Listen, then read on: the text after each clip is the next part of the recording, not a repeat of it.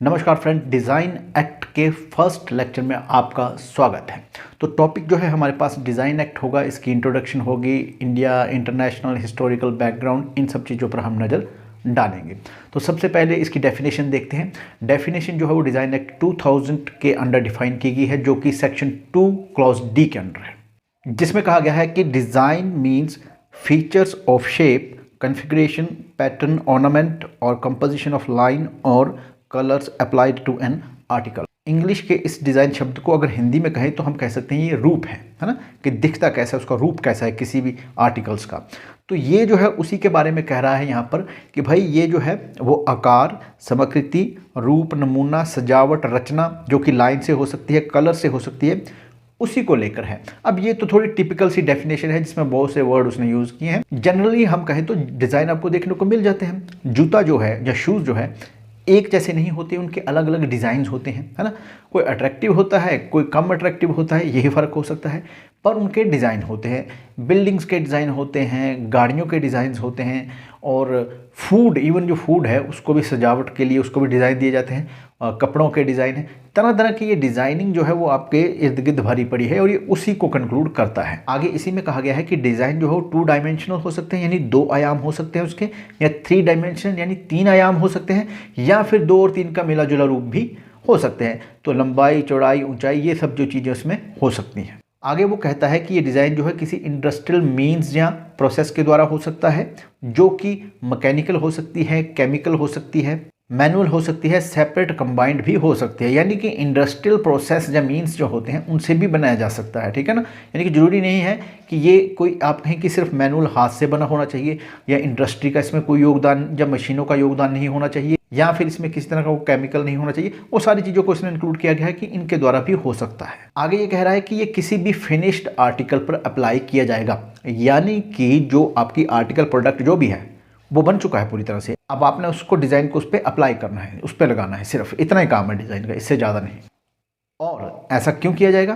ताकि ये अपील करे आइज़ को, देखने वाले को ये अट्रैक्टिव लगे कि भाई वाह क्या डिज़ाइन है। पर कुछ चीज़ों को इस डेफिनेशन में, डिज़ाइन की डेफिनेशन से बाहर भी किया गया है। इसमें कहा गया है कि कोई एनी मोड और प्रिंसिपल ऑफ कंस्ट्रक्शन, यानी कि कोई कंस्ट्रक्ट करनी है चीज़ तो उसके लिए कोई स्पेसिफिक मोड हो या कोई प्रिंसिपल हो, वो इसमें इंक्लूड नहीं होगा। या फिर उसने कहा है और anything which is in substance a mayor mechanical device, कि कोई ऐसी चीज़ जो कि मैकेनिकल डिवाइस है अपने आप में, तो वो भी इसमें इंक्लूड नहीं होगा। कि अपने आप में कोई चीज़ बन रही है तो वो अपने आप में डिज़ाइन की कैटेगरी में नहीं आएगी। और इसमें trade and merchandise mark act 1958, यानी कि ट्रेडमार्क एक्ट सिंपली जैसे हम कह सकते हैं, उसकी जो सेक्शन 2(1) के अंडर जो डिफाइन किया गया है वो भी इंक्लूड नहीं होगा। इसमें प्रॉपर्टी मार्क जो कि सेक्शन 479 ऑफ द आईपीसी है वो भी इंक्लूड नहीं होगा। और इसमें कोई भी आर्टिस्टिक वर्क जो कि डिफाइन किया गया है section 2 of the copyright act 1957 की क्लॉज सी के अंडर, वो भी इसमें डिफाइन नहीं होगा। तो यानी कि आपको बता दिया गया है कि डिज़ाइन क्या होगा और डिज़ाइन क्या नहीं होगा, वो इसकी जो सेक्शन है डिज़ाइन एक्ट की 2D वो स्पष्ट कर देते। और कुल मिला के हम कहें तो डिज़ाइन जो है वो सजावट से लेके ही है। एक आर्टिकल है, एक प्रोडक्ट है जो फिनिश हो चुका है, जो बन चुका है, उस पर आपको उसको अप्लाई करना है। अप्लाई करना है किस लिए? ताकि वो अपील्स टू आई, यानी कि आपकी जो आंखें हैं उनको देखने में अच्छा लगे। अब ये सब जो है वो तो है एक डेफिनेशन की बात जो कि डिज़ाइन एक्ट के अंडर है। पर दोस्तों अगर हम अपने इर्द गिर्द की दुनिया को देखें तो जो डिज़ाइन एक्ट है या डिज़ाइन एक्ट से मिलती फिलॉसफी जो है, या उसका जो एक कह लीजिए पहलू जो है वो आपको देखने को मिलेगा। जैसे कि आप कहते हैं या आपने सुना होगा कि भाई जो दिखता है वही बिकता है ना, कि जो अच्छा दिखेगा वही बिकेगा, चाहे जो प्रोडक्ट है वो एवरेज ही क्यों ना हो, पर अगर आपने उसकी डिज़ाइनिंग अच्छी की है और दिखने में बहुत अच्छा लग रहा है तो डेफिनेटली वो अपनी वैल्यू बनाएगा, या अपना जो एक कह लीजिए कि उसकी मार्केट में डिमांड होगी और वो अपने आप को आसानी से बेच पाएगा। क्यों?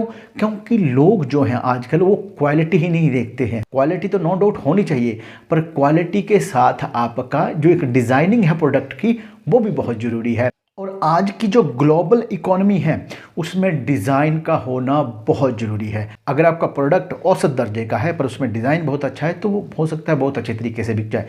पर अगर आपका प्रोडक्ट की जो क्वालिटी है वो बहुत अच्छी है पर आपने उसकी डिज़ाइनिंग नहीं की है तो उसको या तो मार्केट में टाइम लग जाएगा अपनी पैठ बनाते, या फिर हो सकता है वो उतना पॉपुलर नहीं हो जितना एक डिज़ाइन वाला प्रोडक्ट जो है वो पॉपुलर हो जाए। नेक्स्ट चलिए अब बात करते हैं हिस्टोरिकल एवोल्यूशन ऑफ डिज़ाइन, कि इतिहास में जो डिज़ाइन है वो किस तरह एवॉल्व हुआ। अगर इसमें बात करें हम एंशिएंट टाइम की तो डिज़ाइन तो किसी भी सिविलाइजेशन में बनते रहे होंगे, है ना। जैसे सभ्यता बनती है, बढ़ती है, अपने शिखर पे पहुंचती है तो वो इसीलिए पहुंचती है क्योंकि उसमें हुनरमंद लोग होते हैं, उसमें व्यापार होता है, तो व्यापार होंगे तो डिज़ाइन भी होंगे। ऐसा नहीं है कि डिज़ाइन अभी बनना शुरू हुए हैं और इससे पहले होते नहीं थे।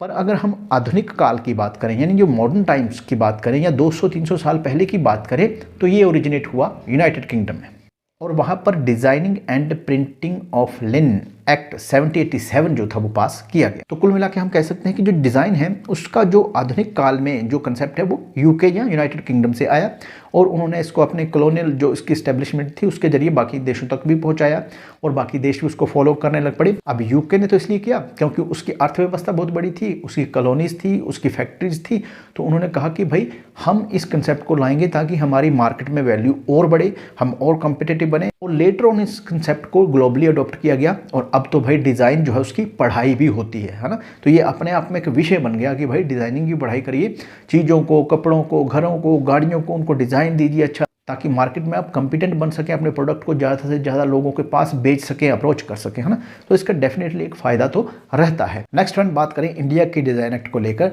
तो डिज़ाइन एक्ट जो एट प्रेजेंट है हमारे पास वो तो है 2000 का, जिसको कि प्रेसिडेंट ऑफ इंडिया की असेंट मिली थी मई 2000 को, और इसका कम इनटू फोर्स जिसको लागू किया गया था वो 11/5/2001 को हुआ था। और इंडिया में भी जो डिज़ाइन का कंसेप्ट है मॉडर्न इरा में वो स्टार्ट किया अंग्रेजों ने, और इसकी शुरुआत की गई थी 1872 को यानी 1872 को, जिसको कि patent and design protection act 1872 कहा जाता है। और उसके बाद 1888 और 1911 का डिज़ाइन एक्ट भी आया। और जहाँ तक बात है डिज़ाइन 2000 जो एक्ट है उसकी, जो कि हम रिसेंटली अप्लाई है हम पर, ये जो था दोस्तों वो इंडिया के ग्लोबल मार्केट में एंटर होने से WTO, ट्रिप्स और WIPO और इस तरह की और ऑर्गेनाइजेशन से भारत का जो व्यापार है वो वैश्विक स्तर से उसका जुड़ना जो था उसका नतीजा था कि ये डिज़ाइन एक्ट 2000 जो था वो एग्जिस्टेंस में आया।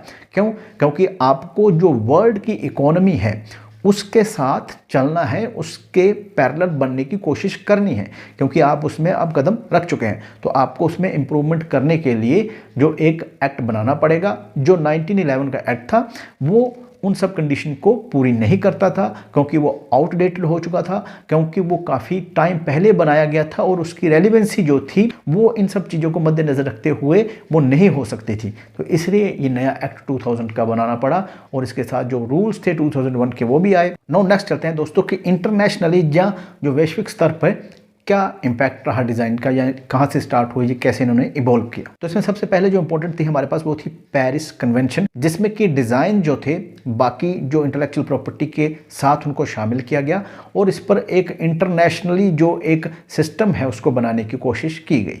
और इस कन्वेंशन के जितने भी मेंबर स्टेट थे उन्होंने एक तरह से अश्योरेंस दिया एक दूसरे को कि भाई हम जो डिज़ाइंस हैं उनको प्रोटेक्शन देंगे एक दूसरे की कंट्री में। कन्वेंशन जो है उसको कई बार अमेंड भी किया गया और जो ट्रिप्स एग्रीमेंट थे उन पर भी इस कन्वेंशन का इन्फ्लुएंस रहा है।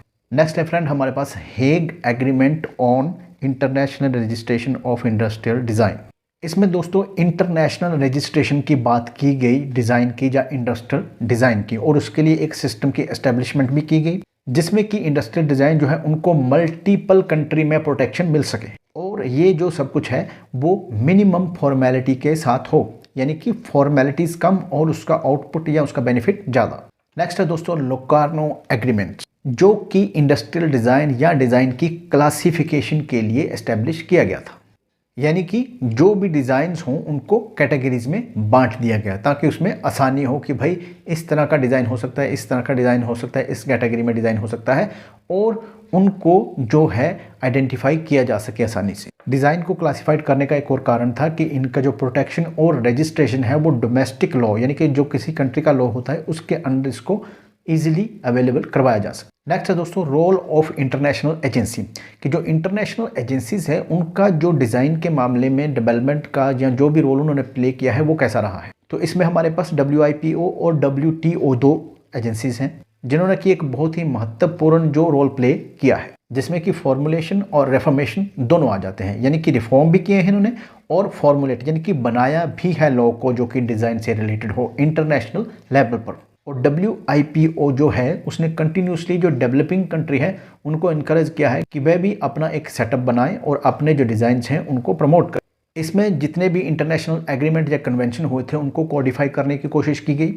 और एक यूनिफॉर्म और रैशनल सिस्टम जो था रजिस्ट्रेशन का उसको लाने की कोशिश की गई। नेक्स्ट है दोस्तों ट्रिप्स एग्रीमेंट। इसी में अपने जितने भी इसके मेंबर स्टेट थे उसमें जो थे डिज़ाइन जो थी उनको म्यूचुअली रिस्पेक्ट करने की और उनकी प्रोटेक्शन करने की इसने बात कही। और ट्रिप्स एग्रीमेंट से पहले कोई भी ऐसा एक सिस्टम नहीं था जो इफेक्टिवली जो डिज़ाइन है हमारे उनको प्रोटेक्ट कर सके या उनकी सुरक्षा कर सके। और इन एग्रीमेंट में जो ग्राउंड लेवल पर आर्टिस्ट होते हैं या जो लोकल लेवल पर आर्टिस्ट होते हैं किसी देश में उनकी भी प्रोटेक्शन की बात कही गई। और इन एग्रीमेंट में जो स्टैंडर्ड थे वो बहुत मिनिमल थे, यानी कि इतने कोई हाई स्टैंडर्ड फिक्स नहीं किए गए थे डिज़ाइन के। हालांकि इसकी एक्सेप्शन जो थी वो यूरोपियन और अमेरिकन कंट्री थी जहां पर डिज़ाइन के स्टैंडर्ड जो थे उन्होंने बहुत ऊपर रखे हुए थे। तो ये था दोस्तों हमारा पहला लेक्चर जो कि डिज़ाइन पर था। Thank you very much.